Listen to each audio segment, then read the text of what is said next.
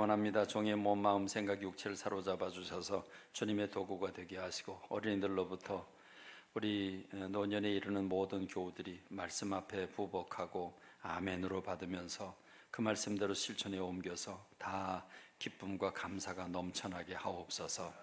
어제 하나님 부족한 종의 몸, 마음, 생각 붙잡아 주셔서 주의 도구로 써주시기를 원하옵고 예수님의 이름으로 기도하옵나이다. 아멘. 우리는 지금 하나님의 뜻을 구하는 기도를 드리고 있습니다. 거두리에 있는 부지를 향한 하나님의 뜻이 무엇입니까? 하나님 그 건물을, 그 땅을 어떻게 하기를 원하십니까? 땅을 팔기를 원하십니까? 그래서 이득을 취해 다른 건물을 구하기를 원하십니까? 거기 일반적인 건물을 지어서 임대하기를 원하고 계십니까? 또는 교회를 짓기를 원하십니까? 아니면 후대에 물려주기를 원하고 계십니까? 우리는 여러 가지 생각을 열어놓고 지금 기도하고 있습니다. 하나님은 우리로 하여금 15년 전에 그 땅을 구입하게 하셨습니다. 교회를 개척하고 7년 만에 이 교회를 짓게 하셨습니다. 그리고 7년 만에 그 빚을 다 갚게 하셨습니다. 그리고 빚을 갚은 그 해에 지금 거두리 부지 1,500평을 구입하게 된 것입니다.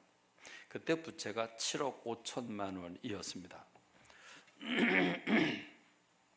그러고 난 뒤에 우리가 건축할 시기를 좀 놓쳤습니다. 그리고 시간이 10년, 15년의 세월이 흘러가게 됐습니다. 그리고 그 사이에 우리의 의지와 관계없이 이런저런 사유로 인해서 건축하기 어려운 상황, 그 땅이 묶이게 되는 그런 일들이 일어났습니다. 자세히 설명하려면 시간이 길기 때문에 줄여서 말하자면 그렇습니다. 그러나 지난 시장 임기 중에 우리 땅 그 꼭대기에 정상 부분에 땅을 가진 8명의 소유주들이 그 땅을 주택을 짓기를 간절히 원해서 저를 찾아왔습니다. 우리와 같이 임야를 대로 만드는 그 일을 같이 하자는 것입니다. 개발을 같이 하고 토목공사를 같이 하자는 것입니다. 그렇게 우리에게 요청을 했던 이유는 우리가 그들이 그 산 꼭대기에 올라가는 그 언덕으로 올라가는 길을 중간에 있는 우리가 내주지 않으면 그들은 그 땅을 올라갈 수가 없었습니다. 그러니까 우리와 같이 해야 자기네가 올라갈 길이 생기기 때문에 그들은 우리가 응답을 해주는 것이 너무너무 중요했습니다. 그래서 이 문제를 가지고 장로님들하고 의논을 하고 그리고 전교인 우리 임원회를 거쳐서 모두가 승인을 해 주셔서 드디어 이제 토목공사를 허가를 받게 됩니다. 근데 이 허가 받을 때에 우리 조명호 장로님과 그리고 그 8명의 사람들이 똘똘 뭉쳐서 허가를 받는데 굉장히 까다롭고 힘들었는데 그 모든 그 허가를 다 받게 됐습니다. 그래서 공사를 시작하게 된 것입니다. 근데 공사를 시작할 때 우리는 분명한 목적이 없었습니다. 우리는 교회를 건축할 상황과 형편이 되지 않았고 또 지금 우리 교회도 다 차지 않고 또 이런 상황이기 때문에 특별히 건축을 해야 할 필요성을 많이 느끼지를 못했습니다. 그래서 3년 전에 우리는 이 건물을 리모델링 하기로 작정을 하고 성도들이 4억여 원의 헌금을 내서 완전히 새 건물로 만들었습니다. 자, 그런데 뜻하지 않게 우리는 저 땅에 대한 관심이 별로 없었는데 그래서 그냥 묻혀져 가고 있었는데 우리가 아니라 저 꼭대기 땅 가진 8명의 사람들을 때문에 그들이 이 땅을 나서서 주관을 함으로써 저 땅이 산으로부터 건물을 지을 수 있는 대로 바뀌게 되는 토목공사 개발을 하게 됐던 것입니다.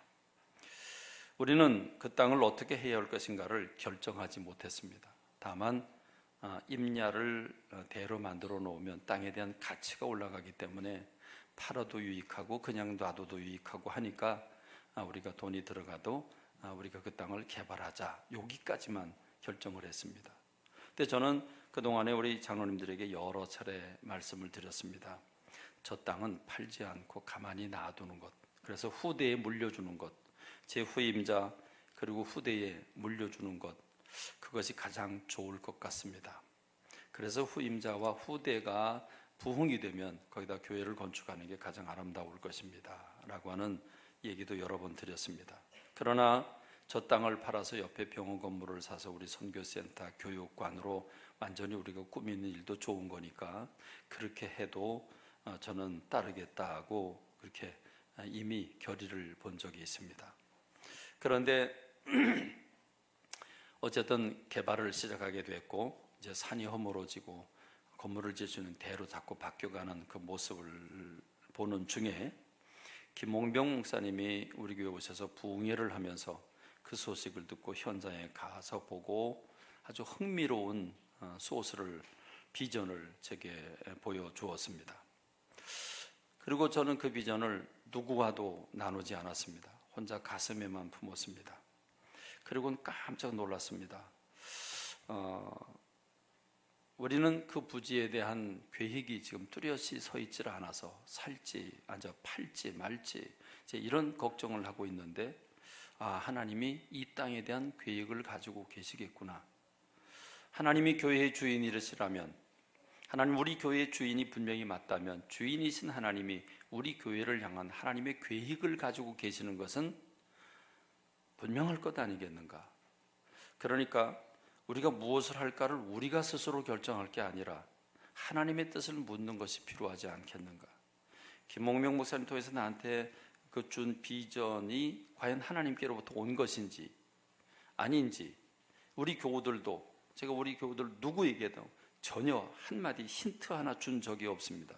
오히려 저는 교회를 짓지 않는 것이 오히려 제가 바라는 일이라고까지 말씀을 드리기도 했습니다. 그래서 여러분들에게 이 땅의 주인이신 하나님께서 이 땅을 통해 무엇을 하기를 원하시는지 우리가 열린 마음으로 기도하자고 이렇게 기도를 시작을 했고 작정 기도까지 하게 됐고 많은 분들이 동참을 해서 80여 명이 되는 분들이 여기에 기도에 동참을 했습니다. 그리고 뜨겁게 기도했습니다. 그리고 여러분들이 응답을 가지고 오셨습니다. 그런데 응답 가운데 계속 염려되는 것은 마음이 하나로 묶여야 된다. 분열되면 안 된다. 마음이 하나로 묶여야 된다. 이 기도를 계속 시키셨습니다. 그래서 저는 응답받는 분들에게 응답받은 부분에 대해서는 전혀 비밀로 하고 누구하고도 얘기 나누지 말고 온 교회가 한 마음이 되고 한 비전을 품도록 이 제목을 놓고 기도하자고 제가 제안을 했습니다. 그리고 전 지금까지 누구에게도 나누지 않았습니다. 왜냐하면 제가 누구에게 1대1로 나누게 되면 그것은 하나님의 그 계획이라고 하는 것을 여러분 스스로 깨달아야지 누구에게 듣고 그걸 놓고 기도하면 제3자의 생각이 들어가기 때문에 순수하게 하나님께로부터 여러분들이 직접 받기를 원했기 때문에 지금까지 누구에게도 이야기하지 않았습니다. 그렇습니다. 저는 왜 그렇게 했습니까? 제 가슴속에 와줬습니다. 그리고 장로님들에게 그리고 여러분들에게 이게 하나님의 뜻입니다. 합시다. 이렇게 할 수도 있었습니다. 그러나 저는 모든 교우가 한 마음이 되기를 원했습니다. 제 마음속에 온 것이 하나님께로부터 온 것인지 아닌지를 알기를 원했습니다. 성도님들에게 이야기를 했을 때 많은 응답들을 가지고 왔는데 그것은 나중에 공개를 하도록 하고, 오늘 많은 분들이 근심하고 걱정합니다. 우린 돈이 없는데, 우린 그럴 능력이 안 되는데, 목사님 교회 안 짓는다고 그랬는데, 우리 리모델링까지 마쳤는데 이러면서 불평하고 원망한 일이 생길 수 있고, 또 교회가 한 마음이 안 되고 응답 받은 사람과 받지 못한 사람들의 마음이 서로 나눌 수 있습니다. 이런 것들 때문에 저는 오늘 하나님께서 이 말씀을 저에게 주셨고, 저는 이 말씀을 여러분들에게 받은 말씀을 전하기를 원합니다. 오늘 이 말씀을 통해서 저와 여러분들이 모두 한 마음이 되길 간절히 소원합니다. 모두 한 마음이 되길 간절히 소원합니다. 그래서 우리 모두 기쁜 마음으로 하나님 무슨 명령을 내리시든지 무슨 계획을 가지시든지 기쁨으로 그 감당을 하고 저와 여러분들에게 복이 되기를 간절히 소원합니다. 할렐루야. 자, 이제 우리 어린이들 지금까지 얘기한 건 필기하기 어려웠죠? 이제부터 필기하기, 요약하기 쉬우니까 잘 요약을 해보세요. 자, 우리는 무슨 일이 있어도 주님의 뜻을 물어야 합니다. 하나님은 여기 있는 어린이들 한 사람 한 사람, 우리 어린이 한 어린이가 이제 10살, 20살, 30살, 40살, 50살, 60살 지금 할머니, 할아버지처럼 나이를 먹게 되겠죠. 그 다음에 어른이 되고 할머니, 할아버지가 될 텐데 이 어린이 하나가 이 땅에 태어나서 훈련을 받으며 하나님이 이 어린이를 통해서 어떤 영광을 받으실까 하나님의 계획이 계신 줄로 믿습니다.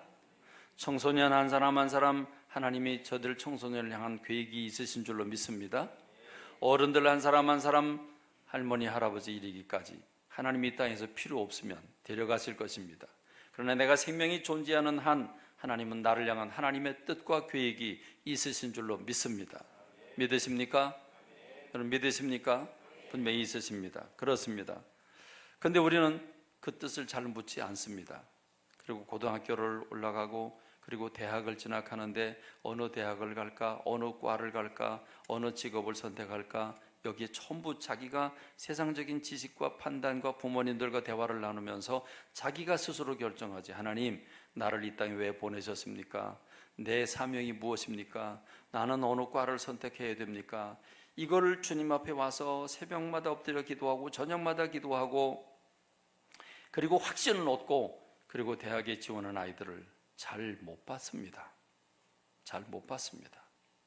결혼을 하는데 하나님 앞에 울며 불며 이 사람이 하나님 나에게 정해준 사람입니까? 그리고 막 기도하면서 그러면서 결정하는 거 잘 못 봤습니다. 그러니까 대학을 들어갑니다. 들어가고 난 다음에 공부를 해보니까 컴퓨터가 너무 좋았어요. 게임이 너무 좋았어요. 그래서 나는 게임이 내 사명인가 보다. 그리고 컴퓨터에 관련 학과를 들어가는데 컴퓨터 학과에 들어가고 보니까 복잡한 기계 언어에 대가 무슨 컴퓨터 그 시스템 너무 복잡하고 그 공부하려니까 머리가 돌아요. 아, 이거 아니구나. 게임하고 컴퓨터는 다른 건데 게임 좋아한다고 컴퓨터에 학과에 들어갔다가 망한 겁니다. 그러니까 그 공부 못하고 다른 공부를 해요. 무슨 말인지 이해하시죠? 인생 버리는 겁니다. 시간 소비한 겁니다. 기도하지 않았을 때, 기도하지 않고 결정했을 때 냉장고는 한 번 사면 몇 년 후회하죠? 10년 후회해요. 10년. 보통 그 냉장고는요, 이게 누구 얘기를 들었는데 진짜인지 아닌지 몰라요. 그런데요, 7년 내지 8년 쓰면 고장 나도록 돼 있대요. 기능이 떨어지게 돼 있대. 이게 진짜인지 아닌지 몰라요. 근데 들었어요, 누구한테. 또 이것도 누가 듣고서 또 고발하면 큰일 나니까. 확실한 자녀는 아니에요. 어쨌든 여러분, 우리는 하나님의 뜻을 물어야 합니다. 로마서 12장 1절에 보니까 내가 하나님의 모든 자비하심으로 너희를 권하노니 너희 몸을 하나님이 기뻐하시는 거룩한 산 제물로 드려라. 이것이 너희가 드릴 영적 예배다. 우리 몸으로 하나님께 영광 돌려드리는 게 그게 하나님 원하시는 영적인 예배인데 몸으로 하나님께 영광 돌려드리려니까 삶을 통해서 영광 돌려드릴 테니까 무엇을 어떻게 해야 되는지 모르잖아요. 그래서 사도 바울은 로마서 12장 2절에서 이렇게 얘기를 합니다. 너희는 이 세대를 본받지 말고 세상적인 방법으로 하지 말고 너희 마음을 새롭게 함으로 변화를 받아 하나님의 선하시고 기뻐하시고 온전하실 뜻이 무엇인지 분별하도록 해라. 세상적인 사고방식으로 세상의 자료를 가지고 결정하는 게 아니라 하나님의 뜻이 무엇인지 분별해라. 그런데 마음을 새롭게 하면 변화를 받아 성령님의 역사를 통해서 변화를 받아 영적으로 하나님의 뜻을 분별해라. 이렇게 말씀하고 있습니다. 그래야 우리 몸으로 하나님께 영광 돌려드릴 수 있겠죠. 근데 우리는 그러지 않고 주식이 어떻게 되고 있나, 회사가 어떻게 되고 있나, 앞으로 4차 산업이나 어떻게 전망이 될까, 그런 세상적인 뉴스나 상식만 가지고 결정을 하다가 큰 어려움을 당한단 말이죠. 그래서 야고보 사도가 이렇게 세상 사는 삶을 보고 야고보 사도가 이렇게 일침을 놓습니다. 야고보서 4장 13절에 보니까 들어라, 너희 중에 말하기를 오늘이나 내일이나 우리가 어떤 도시에 가서 거기서 1년을 머물며 장사 이득을 벌이라 하는 자들아. 그랬어요. 여러분, 앞으로의 계획을 세우고 어떤 종목이 돈을 많이 벌겠다, 어떤 회사에 가면 좋겠다, 그래서 내가 얼마큼 공부해서 취직을 해서 내가 어느 도시에 가서 몇 년 동안 투자를 하고 열심히 하면 돈을 얼마큼 벌겠다, 이런 계획을 세우는 사람은 지혜로운 사람이에요? 미련한 사람이에요? 지혜로운 사람이에요? 미련한 사람이에요? 우리 중고등부 한번 대답해 봐요. 내가 어디 가서 몇 년 동안 계획을 세우고 어떻게 살아서 뭘 준비하고 어떻게 해서 뭐 하겠다, 돈 벌겠다, 그런 계획을 세우는 게 지혜로운 사람이에요? 미련한 사람이에요? 응? 대답해 봐요. 지혜로운 사람이야? 미련한 사람이야? 왜? 어린이들 대답해 봐요. 그러면 지혜로워요? 미련해요? 지혜로운 거죠. 맞죠? 지혜로운 거예요. 지혜로운 거예요. 여러분, 계획도 안 세우고 누가 야 어디 가면 돈 많이 번대? 그래? 그럼 가자. 이건 바보예요. 그렇죠? 남의 말 듣고 그냥 이리저리 따라가는 사람 바보예요. 그런데 계산해보고 계획을 세우고 준비를 하고 그 일을 하면 여러분 지혜로운 사람이잖아요. 맞잖아요. 우리 중고등부 맞죠? 지혜로운 사람이에요. 지혜로운 사람이에요. 그래야 돼요. 그런데요, 야고보는 그런 사람에게 뭐라 그러냐면 이렇게 얘기를 했어요. 내일 일을 너희가 알지 못하는도다. 너희 생명이 무엇이냐? 너희는 잠깐 보여도 없어진 안개니라. 아니, 어디 가서 계획 세우고 돈 많이 벌고 오겠다는데 아니 왜 찬물을 끼얹어요? 너희 생명이 무엇이냐? 아니 그런 얘기 갑자기 왜 해요? 아니 어디 가서 1년 동안 돈 벌어 오겠다는데 내일 일을 너희가 알지 못한다, 이 얘기 왜 해요? 자, 그리고 어떤 사람이 평생 소원이었어요. 내가 조그만 가게 하나 차려가지고 오밀조밀 예쁘게 꾸미고 그리고 장사하고, 그게 내 꿈이었어요. 그래서 그 꿈을 벼르다가 남편에게도 허락받고 아이들과 의논도 하고 막 이래가지고 그래서 가게를 차렸어요. 가게를 수천만 원 빚을 내서 차렸는데 차리고 한 달 뒤에 IMF가 터졌어요. IMF가 터지니까 장사는 하나도 안 되고 그리고 빚은 못 갚고 그래서 몇 달 만에 문 닫고 말았어요. 여러분, 내가 가게 차리는 게 소원이었는데 가게 차리고 나서 한 달 뒤에 IMF 터질 걸 알았어요? 몰랐어요? 알았으면 할까요? 안 할까요? 안 하지요. 몰랐어요. 그게 바로 야고보 사도의 이야기예요. 내일 일을 너희가 알지 못하는도다. 너희 생명이 무엇이냐? 너희는 잠깐 보이다 없어진 안개니라. 여러분, 안개가 잠깐 보이다 없어져요? 우리 어린이들 얘기해봐요. 안개가 잠깐 보이다가 없어져요? 아니에요?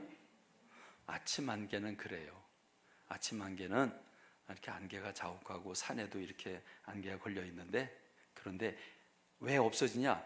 해가 쫙 비치면 그 햇빛을 받고 안개는 다 도망가요. 두 손 들고 항복 그러고 다 도망가요. 그래서 아침 안개가 꽉 껴가지고 안개가 많네. 근데 어느 순간에 안개가 없어졌어요. 그게 인생이라는 거예요. 순식간에 인생이 지나간다는 거예요.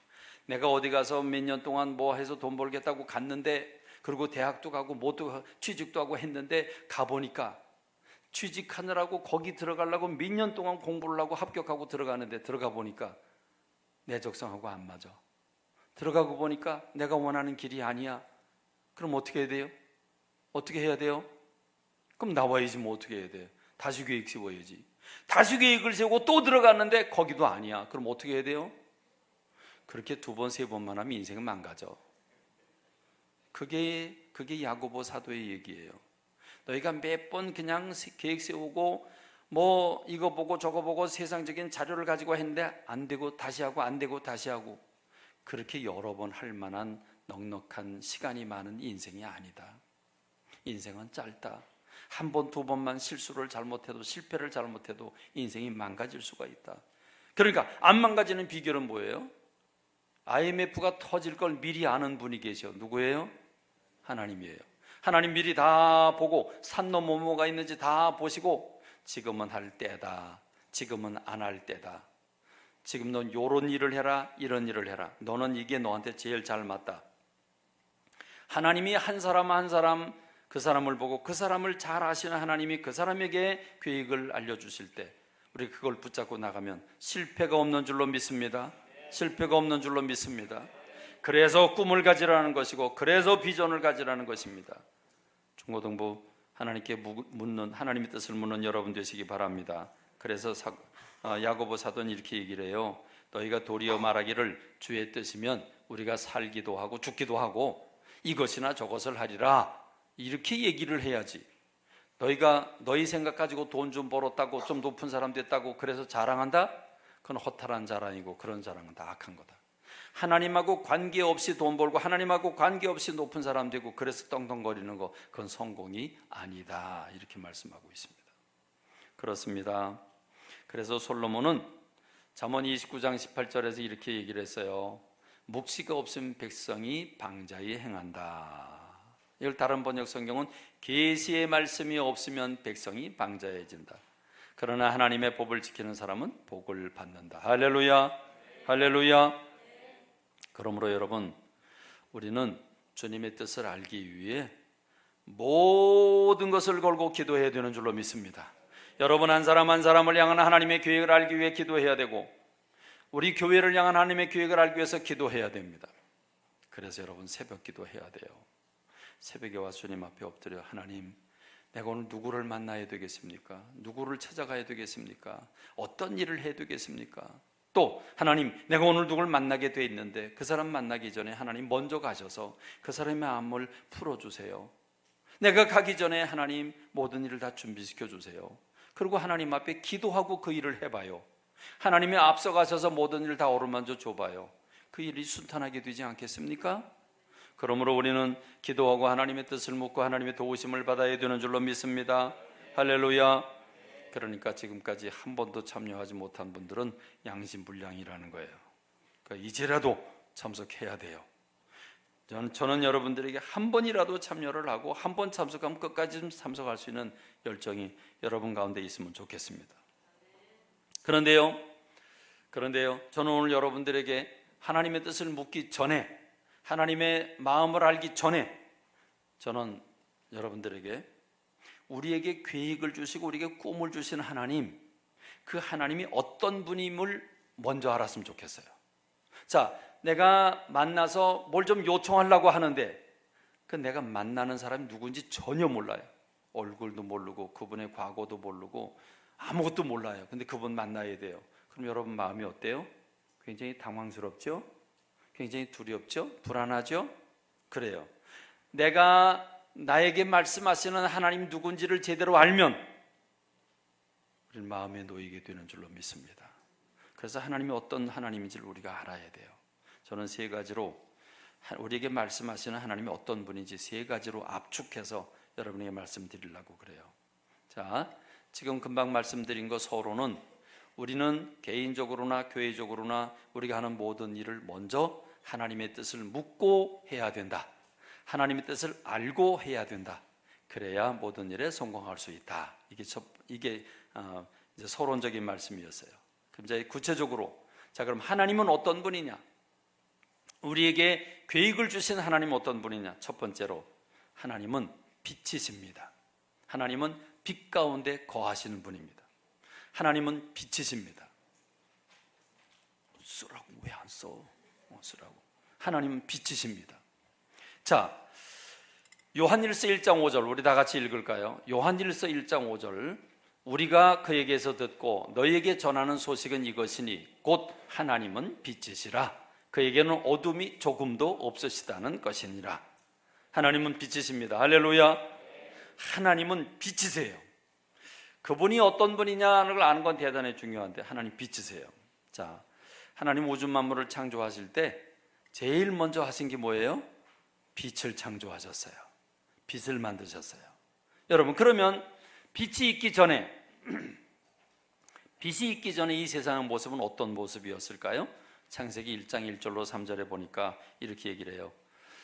땅이 혼돈하고 공허하며 흑암이 깊음 위에 있고 그랬어요. 하나님이 이런 상태에서 빛이 있으라 하시니까 빛이 생겼어요. 그러니까 빛을 만들기 전에 세상은 어떤 모습이었어요? 첫 번째로 혼돈이다. 두 번째로 공허하다. 세 번째로 흑암이다. 흑암이 깊은 위에 있다. 여러분, 빛이 하나도 없다고 상상해 봐요. 촛불도 없고 빛이 한 개도 없어요. 그럼 어떻게 될까요? 바로 옆에 있는 사람도 안 보여요. 아무것도 안 보여요. 그러니까 혼돈, 공허, 흑암이에요. 그래서 여러분, 어둠의 자식들, 그럼 뭐가 떠올려지죠? 응? 어둠의 자식들 그러면 뭐 죄 짓고 막 이렇게 사고 치고 이런 게 보이죠? 그렇죠? 그런 게 느껴져요. 여러분, 어둠의 황제 그러면 어떻게 느껴져요? 어둠의 황제 그럼 누가 떠올려져요? 마귀가 떠올려지고, 그리고 이런 그런 마귀의 대왕이 보여져요. 그렇죠? 그러니까 여러분, 어둠에 대한 이미지는 뭐예요? 혼란이고 무질서하고 무법하고, 그리고 어둠에는 생명이 자라지 못해요.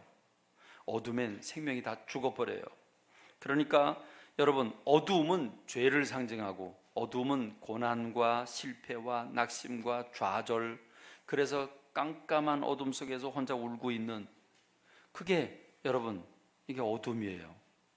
어둠은요, 고난이고 고통이고 환난이고 힘들고 어려운 일이에요.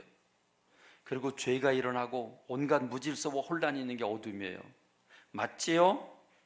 맞지요? 그렇죠? 그게 어둠이에요. 근데 빛은요? 빛은요? 환해요. 여러분, 아침에 태양이 떠오르는데, 해가 떠오르는데, 떠오르는 태양을 보면서 다 에이, 저거 왜 떠올라? 그런 사람이 있어요? 아무도 없어요. 아무도 없어요. 태양이 떠오를 땐 어떤 마음이 들어요? 어떤 마음이 들어요? 기대감이 생기고, 뭔가 열리고, 좀 뭔가 이렇게 앞이 환하게 열려지는 역사가, 그 기대가 돼요. 여러분, 빛은요, 희망을 상징해요. 빛은요, 생명을 상징해요. 빛은요, 따뜻함을 상징하고요. 빛은요, 열정을 상징해요. 이 빛이에요. 빛은 환해요. 그런데 여러분, 하나님은 빛이시고 빛이시고, 그리고 어둠이 조금 더 없으시고, 어둠이 빛에 가까이 갈 수가 없어요. 자, 빛 되신 하나님께 어둠이 다가가서 어디야 싸우자 다가가면 어떻게 돼요? 어둠이 다 어떻게 돼요? 다 죽어버려요. 다 죽어버려요. 그렇죠? 빛 앞에 어둠은 다 죽어요. 그러니까 빛에 가까이 갈 수 있어요? 없어요? 없어요. 없어요. 그럼 여러분, 고난과 역경과 실패와 좌절, 울음, 고통, 아픔, 이런 것들이 주님께 다가갈 수 있어요? 없어요? 없어요. 그럼 죄와 혼란과 무질서, 힘들고 어려운 거, 여러분, 이게 주님께 다가갈 수 있어요? 없어요? 없어요. 그러면 주님께로부터 나오는 게 나쁜 거일 수 있을까요? 없을까요? 나쁜 게 있을 수 없어요. 주님께로부터 나오는 건 빛이에요. 빛이 비쳐요. 그럼 우리에겐 기대가 되고 소망이 되는 꿈인 줄로 믿습니다. 우리 기대가 되고 소망이 되는, 우리에게 유익이 되는, 생명이 되는 계획인 줄로 믿습니다. 할렐루야, 할렐루야.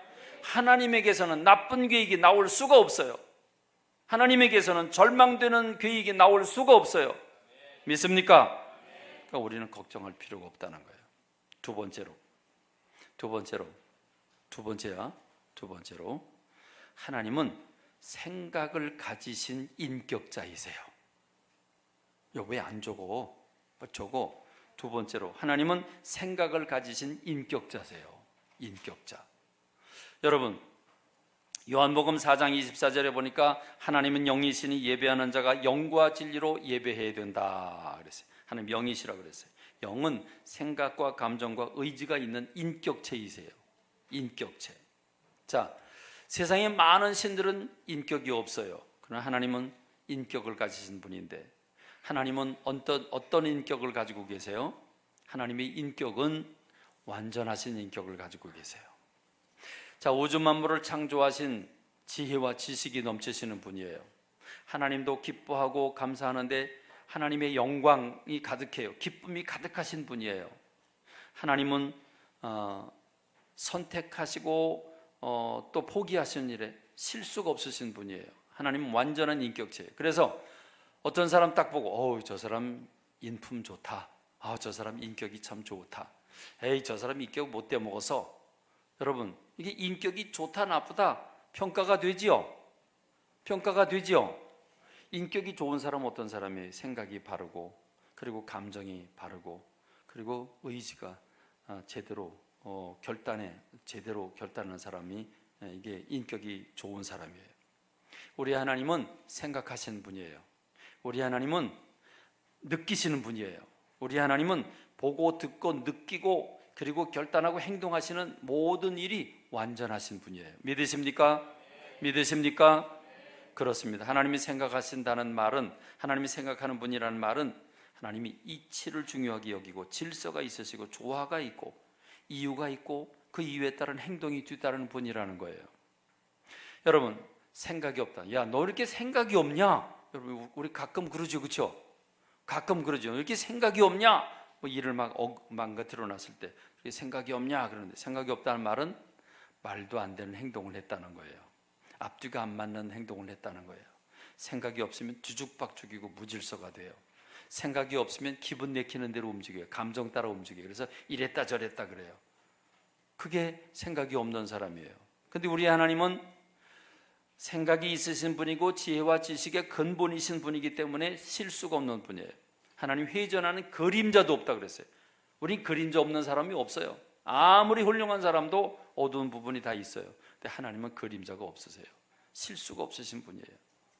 근데 여러분, 그 하나님이 오늘 놀라지 마세요. 여러분 어린이, 청소년, 노년 아파서 이리저리 누워도 불편한 노년 여러분 다 보고 알고 계시는 분인 줄로 믿습니다. 여러분, 이스라엘 백성들이 출애굽을 하게 되는 동기가요, 그들이 종살이 하면서 큰 성을 건축하면서 노예처럼 살았어요. 너무 힘드니까 하나님 앞에 부르짖어요. 그런데요, 하나님이 그걸 다 보고 듣고 아셨어요. 여러분, 출애굽기 3장 7절에 보니까, 출애굽기 3장 7절에 보니까 내가 읽을 때, 자, 제가 읽을 테니까 여러분들은 노란 글씨만 읽으세요. 노란 글씨만. 이게 동사예요.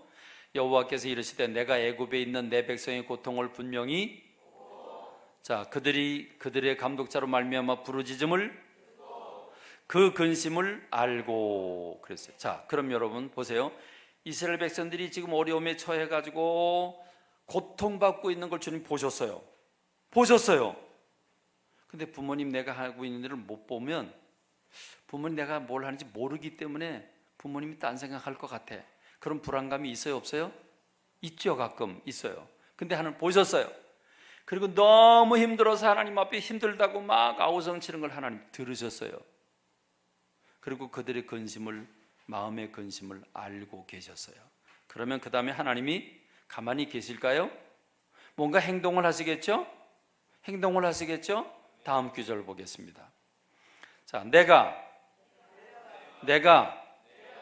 그들의 애굽인의 손에서 그들을 그 땅에서 아름답고 광대한 땅, 젖과 꿀이 흐르는 땅에, 기가 막히잖아요. 하나님이요, 보셨어요, 들으셨어요, 아셨어요. 그러니까 하나님이 행동하시는데 내가 내려가서 그들을 건져내고 인도해서 데려가겠다. 할렐루야. 그래서 출애굽이 된 거예요. 여러분, 하나님은 이렇게 모든 걸 다 알고 계신 분이에요. 생각 없으신 분이 아니에요. 생각이 있으신 분이에요. 좋으신 분이에요. 그러니까 오늘 저와 여러분들은 걱정 안 해도 되는 줄로 믿습니다. 할렐루야. 잠언 8장 출애굽기 3장 9절에 보니까 하나님이 때도 알고 계세요. 때도. 자, 이제 가라. 이스라엘 자손의 부르짖음이 내게 달하고 애굽 사람이 그들을 괴롭히는 학대도 내가 봤다. 그러니까 지금이다, 그 얘기잖아요. 그렇죠? 근데 우린 그 때를 잘 몰라요. 지금 해야 되는지 말아야 되는지. 주식하는 사람들, 주식 저는 한 번도 안 해봐서 잘 모르는데 그럴 것 같아요. 이 회사, 내가 지금 투자한 회사가 이게 내일 떨어질지 올라갈지 알아요, 몰라요? 근데 기대하는 거잖아요. 그렇죠? 몰라요. 언제 떨어질지 언제 올라갈지 몰라요. 그거 알면 다 돈 벌게? 몰라요. 우리 처남들도 옛날에 한 10년 전인가 언제 회사에서, 삼성 회사에서 봉급으로 주식을 놓아줬대요. 주식을 놓아줬는데 중간에 이래저래 다 팔아먹었어. 힘들 때. 그거 지금 갖고 있어 봐요. 돈덩어리지, 돈덩어리야. 그렇죠? 근데 이렇게 올라갈 줄 알았나? 몰랐지요. 우리는 때를 몰라요. 근데 하나님은 아세요. 이제 가라, 지금이다. 그렇습니다. 때만 있는 게 아니에요. 잠언 8장 14절로 15절에 보니까 나에게는 좋은 계략과 바른 판단력이 있고 예지와 능력이 있다. 임금들이 옳게 다스리고 고관들이 바른 명령을 내리려면 나의 도움을 받아야 된다. 우리나라가 잘 되려면 우리 대통령님께서 수석 보좌관들과 더불어서 하나님 앞에 기도해야 돼요. 하나님의 뜻을 물어야 돼요. 지금 정상회담 해야 됩니까? 말아야 됩니까? 종전선언 해야 됩니까? 말아야 됩니까? 물어봐야 돼요. 물어봐야 돼요. 대통령이 자기 마음대로 하면 나라 망해요. 하나님 뜻을 물어야 돼요. 물어야 돼요. 이게 중요한 거예요. 그렇습니다. 오늘 저와 여러분, 우리 하나님, 우리 교회 교인들이 잘 사는지 못 사는지, 높은 지 가는지 다 알고 계세요. 우리가 얼마큼 의지가 있는지 없는지, 에너지가 있는지 없는지, 할 수 있는지 없는지 다 알고 계세요. 믿습니까? 믿습니까? 부모가 우리 어린이들한테, 어린이들이 할 수 없는 것들을 하라면 하지 뭐 말이 많아 해 뭐 이래요? 아니잖아요. 어른들이 할 일이 있고 애들이 할 일이 있죠. 얘가 할 수 있을까 없을까, 지금 시간이 될까 안 될까, 얘가 지금 건강할까, 할 수 있을까 없을까 다 계산한단 말이죠. 우리 하나님 그런 하나님이신 줄로 믿습니다. 그러므로 우리 하나님이 생각하신 하나님이고 온전한 인격자시라면 그분이 내놓는 계획은 모두가 다 좋은 계획인 줄로 믿습니다. 우리가 걱정할 게 하나도 없는 줄로 믿습니다. 자, 세 번째로 하나님은 어떤 분인가? 하나님은 사랑이세요. 하나님은 사랑이세요. 하나님은 사랑이세요. 인격이 좋으신데 거기다가 사랑까지 있으시대요. 여러분, 사랑의 에너지가 얼마나 커요. 요즘 청년들 참 이기적이거든요. 아주 이기적이에요. 이기적인데요, 어느 날 눈이 뒤집어져요. 그래서 사랑하는 사람을 만나요. 사랑하는 사람을 만나면 조금 전에 이기적인 사람이었는데 연인을 위해서는 시간도 마음도 물질도 다 열어서 줘요. 그거 왜 그렇게 줘요? 아까운 돈을 왜 줘요? 시간을 왜 드려요? 사랑하니까. 부모님들이 자식을 낳고 자식을 향해서 헌신을 해요. 왜 그렇게 헌신을 해요? 뭐 이쁘다고. 왜 이렇게 헌신을 해요? 사랑하니까. 사랑하니까 주는 거예요. 사랑의 에너지는 말할 수 없어요. 그건 돈으로 안 돼요. 힘으로도 안 돼요. 사랑의 에너지 말로 할 수 없어요. 우리 하나님은 참 빛이시고 어둠은 전혀 없으신 분인데 거기다가 생각하고 듣고 보고 하시는 훌륭한 인격자이신데 거기다 사랑까지 있으시대요. 할렐루야. 근데 여러분, 사랑의 꽃이 뭔지 아십니까? 사랑의 꽃이 뭔다. 제가 원하는 답을 내는 사람 있으면 밥 사줄게요. 사랑의 꽃이 뭐다? 사랑의 꽃이 뭐다? 우리 저 중고등부하고 어린이들이 얘기해봐요. 사랑에도 꽃이 있어. 사랑의 꽃이 뭘까? 사랑의 꽃이 뭘까? 응? 얘기해봐요. 틀려도 괜찮아. 얘기해봐요. 사랑의 꽃. 여러분, 사랑의 꽃. 자, 네? 뭐예요? 지혜? 예. 아니에요. 사랑의 꽃. 사랑의 꽃. 뭐냐면요. 여러분 그거 못 맞춰요. 근데 내가 밥 산다 그랬지. 여러분, 사랑의 꽃이 뭔지 아세요? 용서하는 거예요. 연인이 사랑하다가 왜 헤어지죠? 뭔가 안 맞아. 안 맞는데 못 받아들여. 그래서 용서 안 하니까 사랑이 변해서 미움이 돼. 그렇죠? 그래 헤어지는 거예요. 그래서 이혼도 하는 거예요. 사랑이 변하면요, 무서워져요. 네? 무서워져요. 그래요. 여러분, 그러나 용서할 수 없는 사랑은 진실한 사랑이 아니에요. 용서할 수 있는 게 진실한 사랑이에요. 그래서 사랑의 꽃이에요.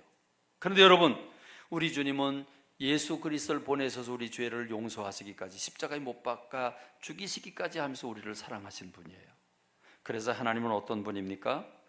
자, 하나님은 어떤 분입니까? 시편 145편 8절에 보니까 다 같이 여호와는 은혜로우시며 긍휼이 많으시며 노하기를 더디하시며 인자하심이 크시도다. 여호와께서는 모든 것을 선대하시며 그 지으신 모든 것에 긍휼을 베푸시는도다. 여러분, 하나님은 완전한 분이에요. 어둠이 조금도 가까이 할 수 없어요. 빛에 거하세요. 그리고 하나님 완전한 인격체세요. 지혜와 지식의 근본이세요. 실수가 없는 분이에요. 완전한 인격이에요. 근데 그분 옆에 죄를 가진 사람이 실수가 있고 허물이 있는 사람이 하나님 옆에 다가갈 수 있어요, 없어요? 있어요, 없어요? 없어요. 자, 어둠, 죄, 이걸 가지고 하나님께 가면 어떻게 돼요? 다 타 죽어요. 다 녹아요. 죽어요. 그런데 여러분, 하나님은 사랑이세요.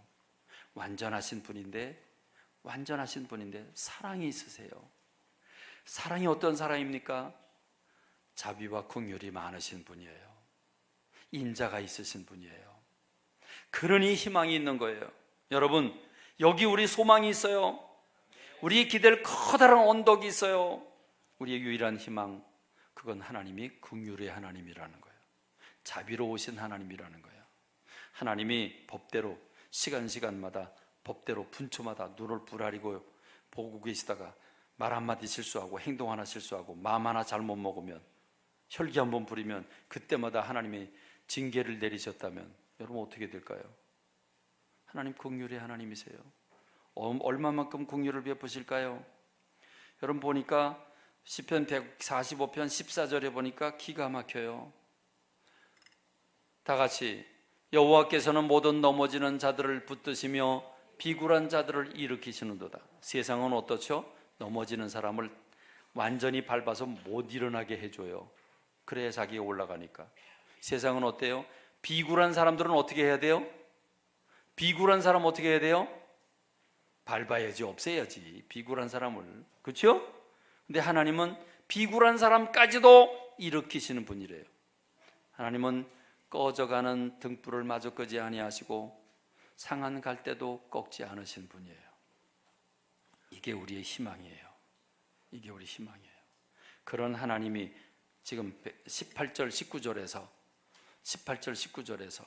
여호와께서는 자기의 간구하는 모든 자 곧 진실하게 간구하는 모든 자에게 가까이 하시는도다. 자기를 경외하는 자들의 소원을 이루시며 그들의 부르짖음을 들으사 구원하시도다.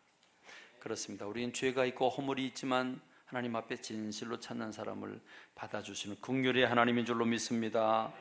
여러분, 세 가지를 종합해 보세요. 하나님은 빛이세요.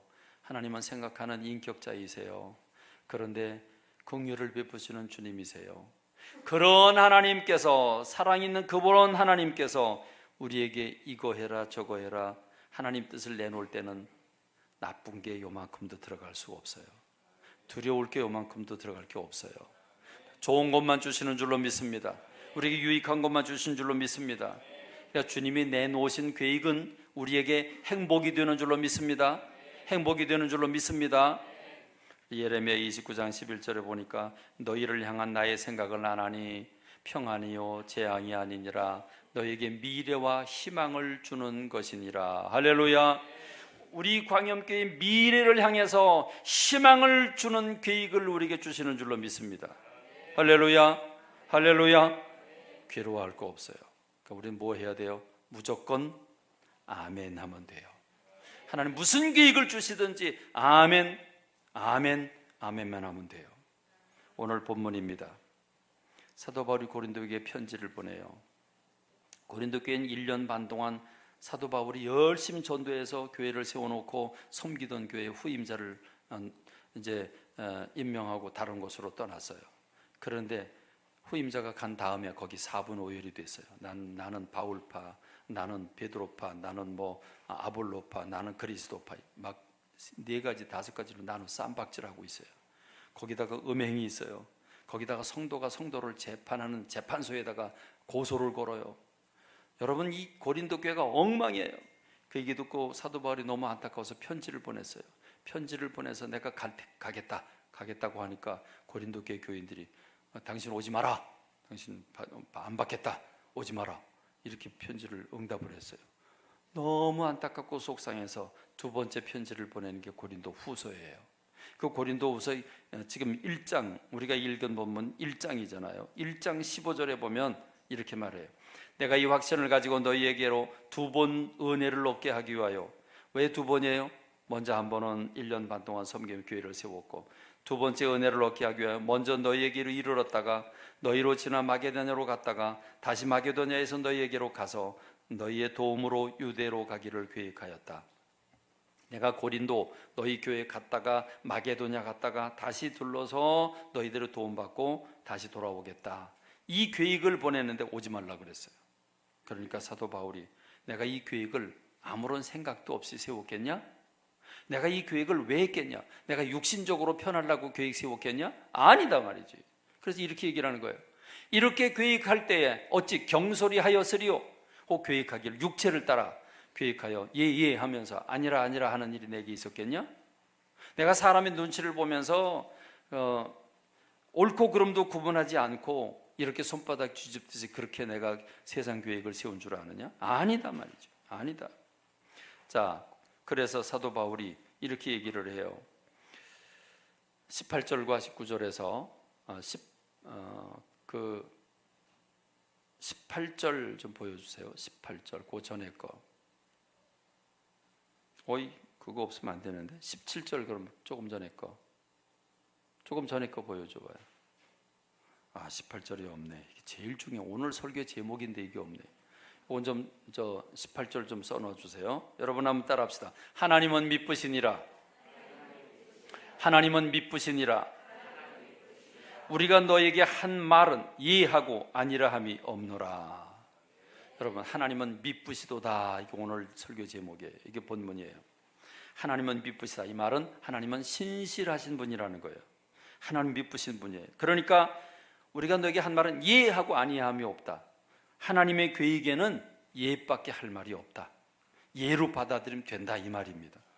자기가 지금 너희들에게 방문하려고 한 계획은 나로부터 육체로 편하려고 내 육체 유익을 얻으려고 보낸 게 아니고 하나님께로부터 온 것이고, 하나님께로부터 온 것은 아멘 하면 되는 건데 왜 안 된다고 하느냐 이 말입니다. 그래서 사도 바울은 이렇게 얘기를 합니다. 1장 19절 다 같이 시작.